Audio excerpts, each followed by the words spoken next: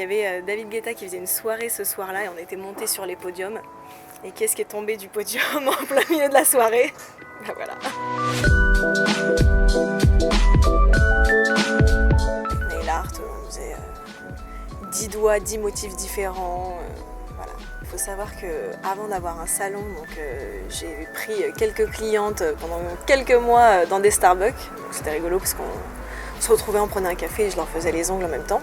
Déjà en termes de clientes, j'ai rencontré des filles qui sont vraiment super, autant certaines qui sont restées de très très bonnes amies. Humainement parlant, c'est génial. Et puis même après dans le travail aussi, avec les gens avec qui j'ai travaillé, les marques avec qui j'ai travaillé. Alors aujourd'hui, je continue plus les ongles. J'ai un peu arrêté, je suis un peu en stand-by par rapport à ça.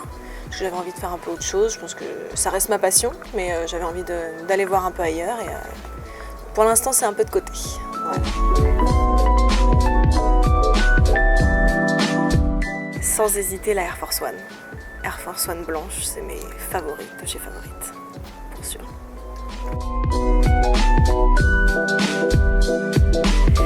C'est quand mon père il comptait en vietnamien jusqu'à 3. Donc 1, 2, 3 en vietnamien c'est Mot Hai Ba.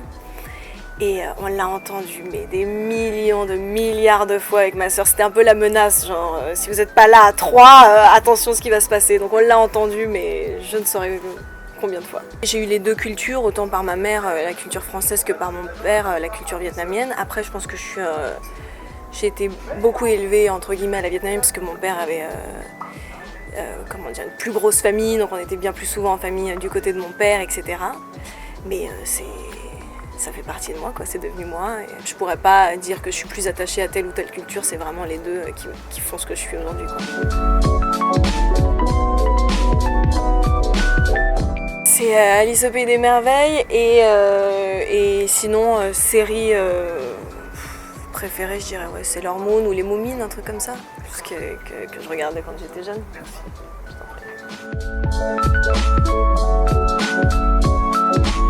Pour moi je pense que c'est celui-ci, qui est une phrase d'un artiste qui s'appelle Robert Montgomery, qui fait des installations en néon phrases et d'autres, et en fait il y a vraiment une phrase qu'il a écrite qui dit The people you love become ghosts inside of you and like this you keep them alive, ce qui veut dire les gens que tu aimes deviennent des fantômes à l'intérieur de toi et c'est comme ça que tu les gardes vivants. Et pour des millions de milliards de raisons, c'est je pense celui auquel je tiens le plus. Ouais.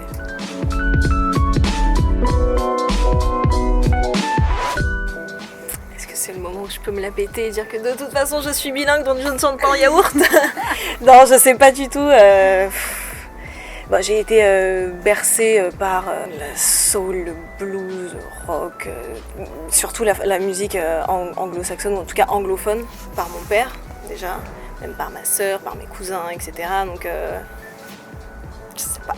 Je sais pas quelle chanson je chantais le plus en yaourt, aucune idée. Et là, si on te demandait de chanter une chanson, tu chanterais quoi? Oh waouh, je sais pas. Arrêtez, vous me gênez, je sais pas. Je sais pas du tout. Bah, je peux vous faire le refrain de ma chanson de Cuba par exemple. Donc ça fait Sin ti no pasan las horas, yo quiero verte ahora, y yo te juro que te extraño, entiendo por qué te demoras. Voilà.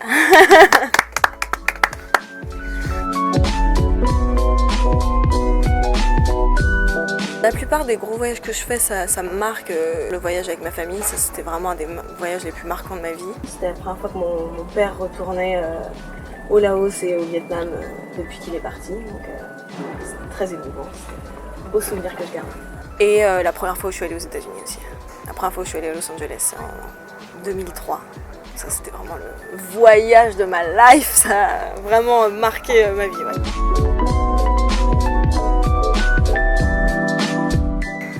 April, c'est ma fille à 4 pattes, donc c'est ma chienne. C'était quand? C'était 2016. En fait, je l'avais vue chercher à avoir un chien et je l'avais vue sur le site de la SPA. Et j'ai dit c'est pas possible, il faut absolument qu'on y aille. J'ai embarqué toute ma famille le lendemain. J'ai dit on va la chercher, on va la voir. Et je l'ai vue et j'ai dit mais pareil. Bah, comme la Californie, c'était une évidence. Je l'ai vue, j'ai dit c'est ma fille, c'est mon enfant, je la prends. Je pense que avoir un animal, ça ouvre les yeux sur plein de choses. Aussi depuis que je suis végétarienne.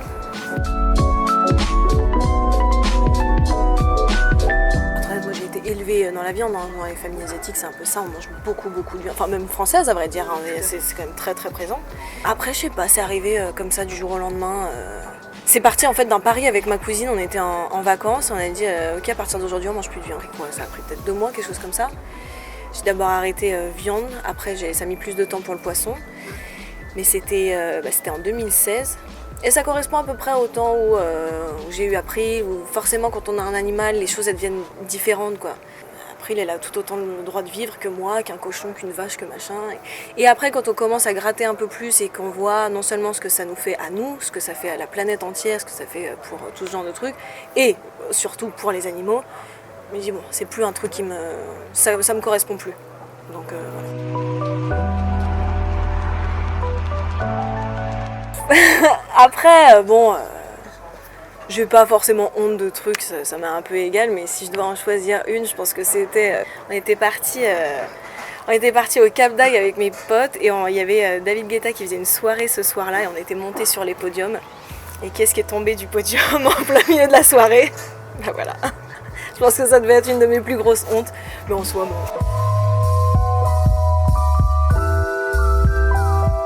Ma mère, mes grands-mères, ma soeur, mes cousines, mes amies, je pense que toutes elles ont joué un rôle, elles ont planté leurs graines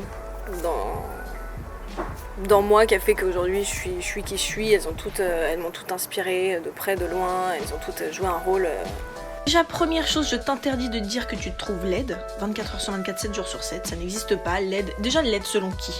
Si c'est selon des critères physiques instaurés par la société et des trucs complètement erronés, tu n'es pas laide, sache-le. Tu es belle, tu es comme tu es. Merci beaucoup, c'était top. Et merci beaucoup Esper.